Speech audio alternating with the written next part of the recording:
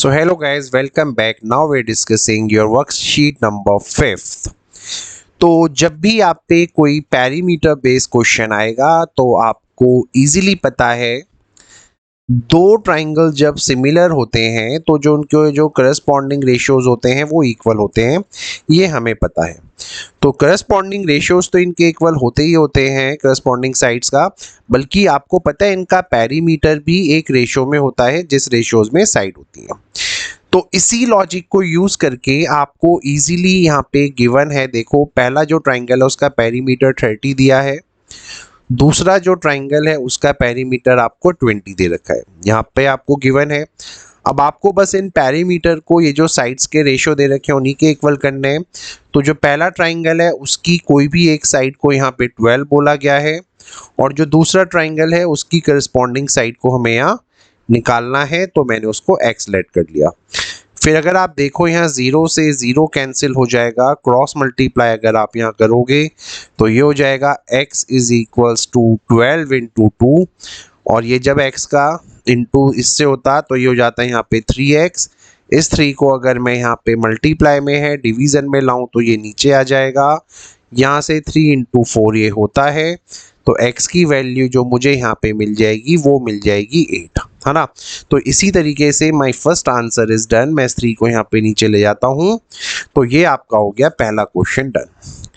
Second question में अब आपको पता है, देखो आपको क्या क्या गिवन है इस क्वेश्चन में। इस क्वेश्चन में भी आपके ये दोनों सिमिलर ट्राइंगल्स हैं।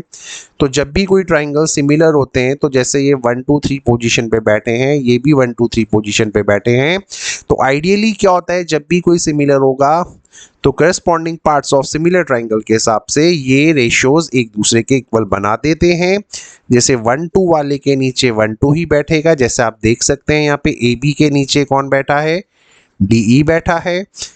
ऐसे ही आप देखो साइड BC के नीचे किसको होना पड़ेगा, EF को होना पड़ेगा, और आपका जो साइड AC है उसके नीचे किसको होना पड़ेगा, DF को ही होना पड़ेगा। अब क्योंकि ये पैरीमीटर बेस्ड क्वेश्चन है तो ये हम थ्योरी पहले भी देख चुके हैं, तो इस क्वेश्चन में आपको देखो क्या क्या गिवन है उन सबको हम यहाँ लिख लेते हैं। तो AB आपको यहाँ 3 दे रखा है, BC आपको यहाँ 2 दे रखा है, CA आपको यहाँ 2.5 दे रखा है। तो सारी साइड्स का है तो आपको डायमेंशन दे रखा है, अगर आप इन सबको ऐड करेंगे तो क्लियरली जो पेरीमीटर होगा पहले ट्राइंगल का वो 7.5 सेंटीमीटर हो जाएगा। और हमें निकालना है दूसरे वाले का, तो आपको यहाँ दूसरे वाले ट्राइंगल की एक साइड गिवन है जो कि है 4 सेंटीमीटर, ठीक है। तो वो क्या है, वो आपको दे रखी है EF। तो अगर आप बहुत गौर से देखें, जैसा कि मैंने पिछले क्वेश्चन में भी किया था, तो इस क्वेश्चन में भी आप देखो अगर मैं BC अपॉन EF करूं और पेरीमीटर 1 मेरे पास 7.5 आया है और पेरीमीटर P2 मुझे निकालना है, BC मेरे को बेटा 2 दे रखा है, EF मुझे 4 दे रखा है, अगर मैं यहाँ डिवाइड करूं तो ये 1/2 हो जाएगा, ठीक है। और अगर मैं यहाँ पे क्रॉस मल्टीप्लाई करूं 2 का इंटू 1 से हो जाएगा, और इस वाले 2 का इंटू जब 7.5 से होगा तो you will get your perimeter as 15 centimetre. So hopefully ये क्वेश्चन भी आपको क्लियर हो गया होगा। अब चलते हैं नेक्स्ट पार्ट में।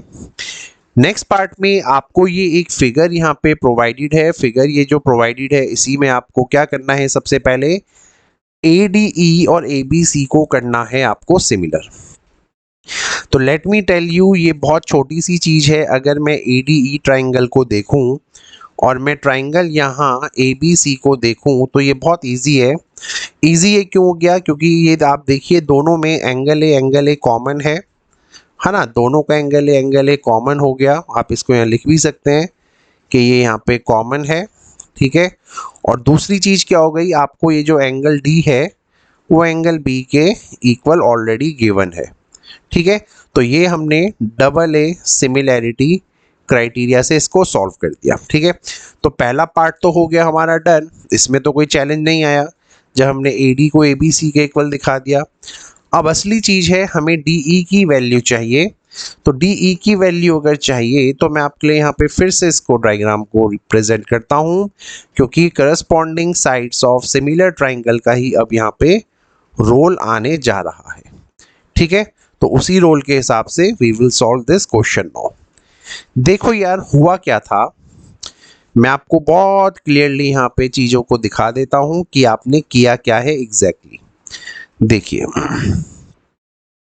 ऐसा कुछ क्वेश्चन था हमारे पास, ठीक है।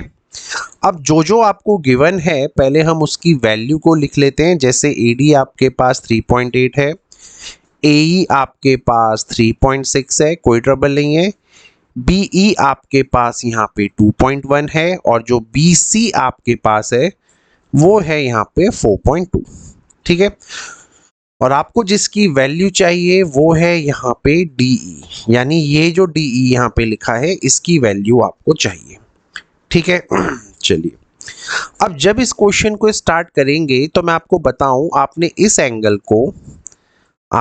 इस एंगल के इक्वल दिखाया था जब हमने क्वेश्चन प्रूव किया था। एंगल आपका जो डी है वो बी के इक्वल था। दूसरी चीज आपने यहाँ पे क्या दिखाई थी, ये जो दोनों ट्राइंगल हैं इनमें एंगल ए कॉमन था। तो यहाँ से एक चीज क्लियर हो चुकी है, अगर इन दोनों ट्राइंगल्स में ब्लू वाला ब्लू के बराबर, येलो वाला येलो बराबर, तो यानी जो लेफ्ट ओवर एंगल है यानी एंगल ई जो है हमारा वो एंगल सी के इक्वल आ जाएगा, ठीक है। अब जैसे ये इक्वल आए तो हमें चाहिए सीपीएसटी। तो सबसे पहले हम अगर देखें बड़े वाले ट्राइंगल की वैल्यू को मैं ऊपर लिखता हूं, यानी जो ए बी सी है उस वाले को ऊपर लिखूंगा, और ये जो छोटा वाला ट्राइंगल मेरा होगा यानी जो मेरा ए ई डी है इसकी वैल्यू को मैं नीचे लिखने जा रहा हूं, ठीक है। तो अब देखिए क्या क्या होगा। एंगल ए के सामने बड़े ट्राइंगल में था बी सी, है ना, तो रेशो ये बनेगा एक, और छोटे ट्राइंगल में एंगल ए के सामने था ई डी जो हमें चाहिए यानी डीई, ठीक है। एक तो ये रेशो आ गया। चलिए अब दूसरा ट्राइंगल जो हमें देखना है, यहाँ पे आप देखो इस क्रॉस के सामने जो वैल्यू यहाँ गिवन है वो है 3.8 यानी AD, और इस ट्राइंगल में क्रॉस के सामने जो गिवन है वो है पूरा का पूरा AB, ठीक है। तो ABED मुझे चाहिए था और बाकी इन तीनों की वैल्यूज मेरे पास हैं, तो I just have to put the values here to get my answer. So BC का वैल्यू यहाँ पे आपको गिवन है 4.2, ED आपको निकालना है, उसको x लेट कर लीजिए। AD आपके पास यहाँ पे 3.8 है और AB जब आप इन दोनों को प्लस करेंगे तो ये 5.7 आ जाएगा, तो आप इसे 5.7 यहाँ लिख सकते हैं। अब ये जब मैं इसको क्रॉस मल्टीप्लाई करूंगा पॉइंट से पॉइंट कैंसिल आउट भी हो जाएगा, कोई ट्रबल नहीं है। तो ये हो जाएगा x is equals to 5.7 into 4.2 और डिवीजन में आ जाएगा ये 3.8।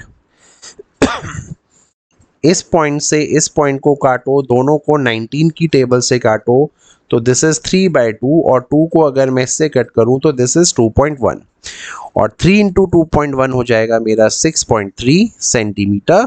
So this is my answer, ठीक है। मैंने किससे डिवाइड किया मैं आपको पहले ही क्लियर कर दूं, ये दोनों 19 की टेबल में आते हैं, आपका 53 भी और आपका 38 भी, है ना।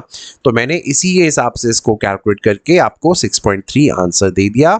सो होपफुली ये क्वेश्चन आपको क्लियर होगा। अब चलते हैं नेक्स्ट प्रॉब्लम पे। Question number 4 is again a dicey problem. इसमें एक ट्राइंगल ABC आपको गिवन है। लेट्स से ये ट्राइंगल है आपके पास ABC, इसमें वो आपको क्या बोल रहा है, ट्राइंगल ABC में आपका जो एक पॉइंट P है वो AB पे गिवन है, दूसरा पॉइंट आपका Q है जो आपका AC पे गिवन है।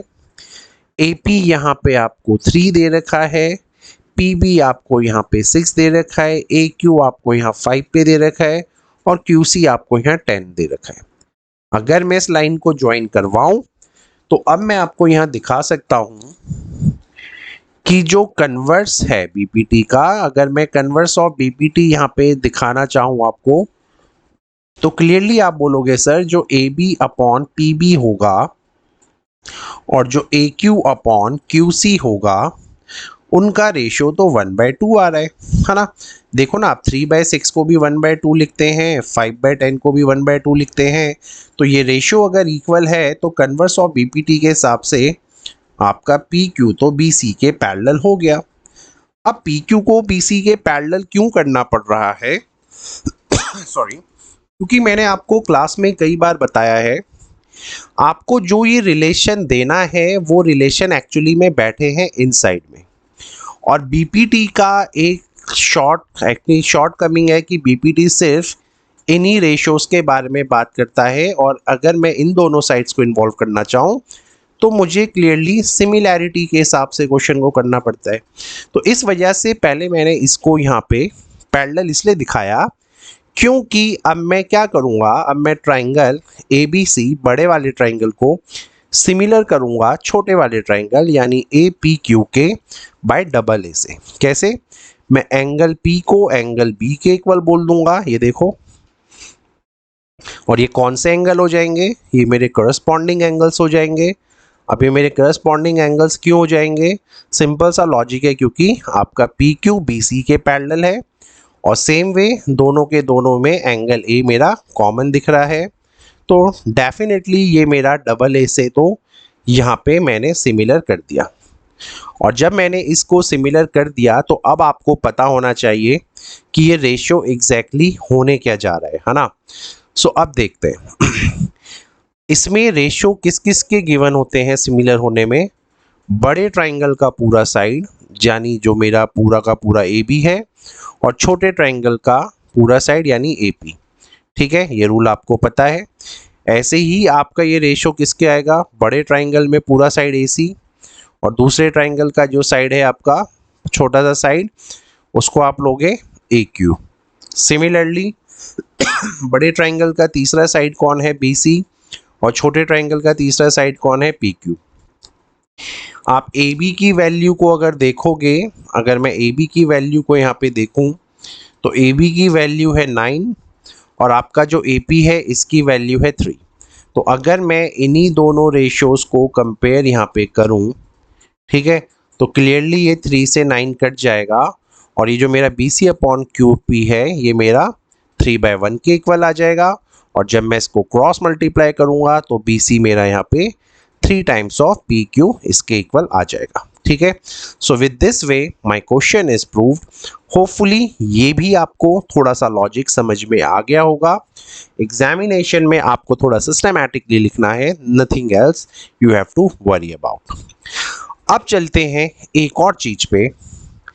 भाई सिंपल सी बात है, तुम्हें मैंने एक थ्योरी बताई थी। अगर देखो इस फिगर में एंगल बी ए सी है 90 डिग्री, और एंगल ये जो ए डी है वो आपका परपेंडिकुलर है ऑन बी सी पे। ठीक है, यहाँ से भी 90 और यहाँ से भी 90।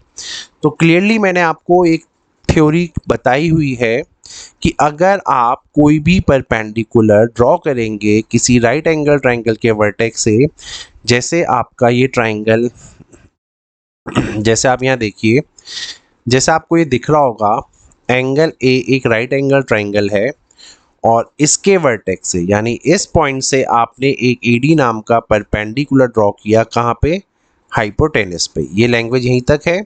If a perpendicular is drawn from the vertex of a right angle triangle to the hypotenuse, then ये जो परपेंडिकुलर होगा ये इसको दो ट्राइंगल्स में डिवाइड कर देगा, ये परपेंडिकुलर। और ये दोनों के दोनों जो मेरे ट्राइंगल्स यहाँ पे हैं ये आपस में सिमिलर होंगे। This is the property. तो वो यही बोल रहा है, then the triangles on the both sides of the perpendicular are similar as well as to the whole triangle and also to each other. इसका मतलब अब ये है कि आपस में तो ये सिमिलर होंगे ही होंगे, प्लस ये जो पूरा का पूरा मेरा बिग ट्राइंगल है ए बी सी, ये उसके भी सिमिलर होंगे बेटा। ठीक है, ये उसके भी सिमिलर होंगे। तो ये प्रॉपर्टी में आपको प्रूव करके दिखाने का नहीं है। अगर कभी भी आपके पास ऐसा कोई क्वेश्चन आता है तो डायरेक्टली आप इस प्रॉपर्टी को अपने एग्जामिनेशन में लिखेंगे टू सेव योर टाइम। ठीक है, कंडीशन क्या है? परपेंडिकुलर बनना चाहिए हाइपोटेनस से, और वो कहाँ से आना चाहिए? एक 90 डिग्री वाले वर्टेक्स से। तो ये थ्योरी जैसी आपको क्लियर है। फिर मैंने आपको एक और छोटी सी चीज़ बताई थी, अगर इसी फिगर में है ना, इसी फिगर में इन्हीं तरीके के क्वेश्चंस में अगर ऐसा सिनेरियो आता है तो मैंने आपको बताया हुआ है पहले भी कि ये वाला एंगल होता है इस वाले एंगल के इक्वल, और ये वाला एंगल होता है इस वाले एंगल के इक्वल, है ना, this is the rule. So clearly अब आपको जो थ्योरी मैं बता चुका हूं, मैं उसी के अकॉर्डिंगली अगर इस क्वेश्चन को आपको करवाऊं तो अब आप देखिए यहां होगा क्या, आपको चाहिए एडी, एडी का स्क्वायर चाहिए, यानी एडी आपको 2 बार चाहिए। तो एडी 2 बार आपका तभी आएगा जब आप इन दोनों ट्राइंगल्स को उठाएंगे, है ना। तो सबसे पहले आपने क्या किया, आपने बोला मेरा ट्राइंगल एडीबी जो है वो सिमिलर है मेरे ट्राइंगल एडीसी के, और प्रॉपर्टी के रूप में आपको ये स्टेटमेंट लिखना है, आपको प्रूव करके कुछ नहीं दिखाना है। अब देखो इस डॉट के सामने एडीबी में, इस डॉट के सामने जो साइड है वो है एडी डिवाइडेड बाय, क्योंकि सीपीएसटी लगेगा। यहाँ पे डॉट के सामने कौन सी साइड है आपकी, वो है डीसी। ये क्लियर हो रहा होगा। अब एडी को फिर से इन्वॉल्व करना है, तो देखो क्रॉस, यहाँ पे क्रॉस के सामने कौन है, साइड बीडी, और इस ट्राइंगल में क्रॉस के सामने कौन है, आपकी साइड एडी। तो हमें एक्चुअल में यही चाहिए था, जब आप क्रॉस मल्टीप्लाई करोगे ये बनेगा एडी का स्क्वायर और बीडी इंटू डीसी, ठीक है। So with this way your question is done. तो आपने इस क्वेश्चन को बड़े रिलैक्स होके सीपीएसटी वाले रूल से सॉल्व कर दिया है। सो होपफुली ये वर्कशीट नंबर 5 आपको क्लियर होगी। Thank you.